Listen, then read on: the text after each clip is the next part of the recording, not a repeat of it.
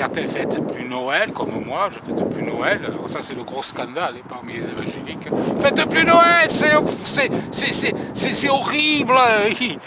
Bon, et ça fait des conflits avec les familles, évidemment. Et puis alors, il y en a qui reviennent à la Torah, mais qui continuent à fêter Noël. Et moi, je ne le fête plus, parce que j'ai compris que mais ça ne plaisait pas à Dieu, cette fête. Parce que Dieu, il a institué des fêtes, c'est pas pour qu'on les remplace par des fêtes païennes.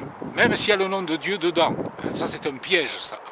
C'est un piège. En fait, comme nous sommes à Babylone, Babylone s'est servi de ça pour se faire des milliards. Alors, si jamais vous leur enlevez Noël, dis donc, vous risquez votre vie. Oui. Alors bon. Enfin bref, j'en parle pas parce que j'en ai déjà parlé de Noël. Et Ruth Israélite en a parlé aussi sur son forum. Noël est une fête païenne. N'en déplaise aux évangéliques ou à ceux qui croient en Yahushua, c'est une fête païenne. Voilà. Et moi, je ne la fête plus.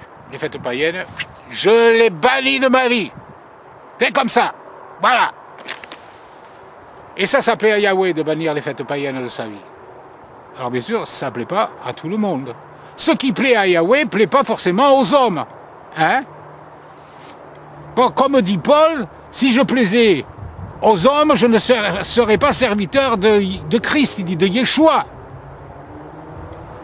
Alors de qui voulons-nous être serviteurs? Parce que si nous voulons plaire aux hommes, nous ne plairons pas à Yahweh, à Elohim, à Dieu. C'est pas parce que les gens ne sont pas d'accord qu'il ne faut pas dire ce qu'on pense quand on pense que ce qu'on dit est vrai. Vous savez qu'il y en a qui sont morts pour avoir dit la vérité, hein. Et vous savez, dire la vérité, c'est pas toujours facile. Il y en a qui disent que la vérité n'est pas toujours bonne à dire. Alors, ça dépend des moments, bien sûr. Il y a des fois, comme Yeshua a dit un jour, si vous ne me dites pas ceci, moi je ne vous dirai pas par qui je fais ces choses, par quelle autorité je fais ces choses. Des fois, il a refusé de répondre. Ça dépend des circonstances. Mais il y a d'autres circonstances où il faut dire la vérité. Et quelquefois, certains l'ont fait au prix de leur vie. Certains, on leur demande de relayer Yahushua. Si tu ne relis pas Yahushua, on te tue, on te coupe la tête.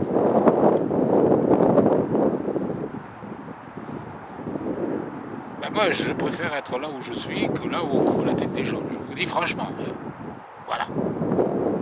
Je remercie Elohim pour ça. Et il faut prier pour ces gens-là. Pour qu'ils soient sauvés. Parce que ceux à qui les islamistes coupent la tête ne sont pas tous de véritables chrétiens, malheureusement, je pense. Hein. Ça, c'est mon opinion, je peux me tromper, mais bon, je pense. Je pense qu'ils ne sont pas tous de vrais chrétiens. Peut-être qu'ils ne veulent pas forcément pour Elohim. Mais comme ils ont l'étiquette chrétienne, allez hop, on met tout le monde dans le même sac. Si tu n'es pas musulman, t'es je ne sais plus comment ils disent. Hein. Voilà.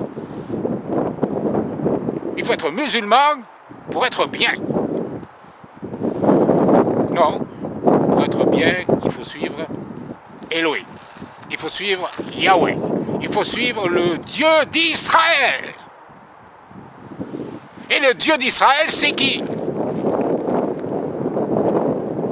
Eh bien, le Dieu d'Israël, c'est le Dieu de Jacob, le Dieu d'Abraham, d'Isaac.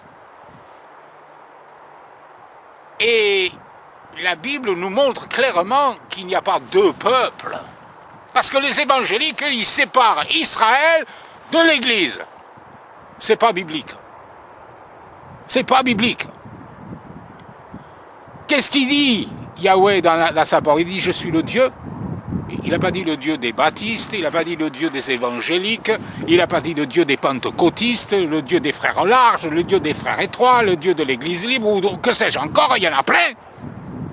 Ou même le Dieu des musulmans. Non, il a dit je suis le Dieu d'Israël. Amen, alléluia et gloire à Elohim.